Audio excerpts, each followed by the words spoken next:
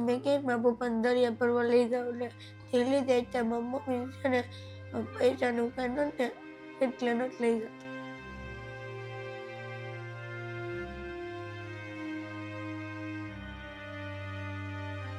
પછી શું થયું હતું પપ્પાને બેટા?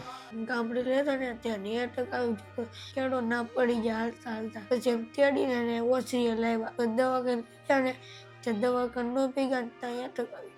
ઓહો. કોઈ ખારું બનાવે તો અમે મારા પપ્પાને કીધી લઈ આવી દે. મારા મમ્મીને કીધી કે પૈસા આવી જાય, પૈસા આવી જાય. તો પછી મમ્મી શું કામ કરે બેટા? સગડીમાં થાય. તો પછી એમાં કેટલું કામ થાય મમ્મીને? 200 રૂપિયાનું કઈ એમ થાય. પપ્પા હતા ને તે અમને બુટા ને એવું બધું લઈ આવી જતા અને અમે જે કહીએ ને બધું લઈ આવી જતા. અમે કીધું ને અમારે બોલપેન ઘટત, બોલપેન એવો તો લઈ આવી. તો અત્યારે બોલપેન લેવાના પૈસા નથી.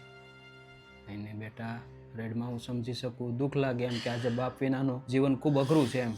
તો પછી તું કેટલામાં ભણે છો બેટા? 6ઠું. તો પછી બીજી શું શું તકલીફો પડે બેટા? ખાવાની બીજા ઘરે કઈ ખાવું લાવ્યા હોય ને તે અમે એમ કહીએ મમ્મીને અમને લઈ આવી જાઓ, તે પૈસા થાય પછી લઈ આવી દે, જેટલું લેવાય ને એટલું લઈ આવી દે. જેના પપ્પા આમ જાતો હોય ગાડીમાં તો અમને એમ થાય અમારા પપ્પા તો અમને ગાડી ન લઈ જાય. બેટા રેડમાં હું સમજી શકું, બાપ વિનાનું જીવન ખૂબ અઘરું છે. નવા કપડાં નથી લઈ જતા ને બુટાને એવું કંઈક લેવું હોય તો એ ન લઈ. એને બેટા હું સમજી શકું, મા પાસે એટલા બધા પૈસા ન હોય તો કેમ લઈ દઈ શકે? તો પછી બીજી શું તકલીફો પડે? મારા કાકાનો ફોન આવે પણ દાદાનો થોડો ફોન ના આવતો. મારા પપ્પા થઈ ગયા ત્યાં જુદો. એટલે દાદાની યાદ આવે એમ કે આજે દાદા ફોન કરે તો આપણને સારું લાગે એમ. સાઈઝમાં છોડીને અમે ઉખાયેલી કંઈ ન હોય ને લોટલો ને એવું કંઈ તો લોટલીને એવું કંઈક પડ્યું હોય ને તો સાઈમાં છોડી ખાયેલી. તો પછી બેટા અત્યારે શું તકલીફ પડે? અમારા ઘરમાં કાંઈ તેલ નથી. જે તેલનું હોય ને પાણી નાખીને શાક કરી નાખીને બીજા ઘરે તેલ લે પછી શાક બનાવે. એટલે તેલનાય પૈસા નથી. પતંગના અંદર કાપી નાખે તો અમને એમ થાય મારા પપ્પા હોત ને તો ફિરકી પાઈ દે, કોઈ અમારી પતંગ ન કાપે.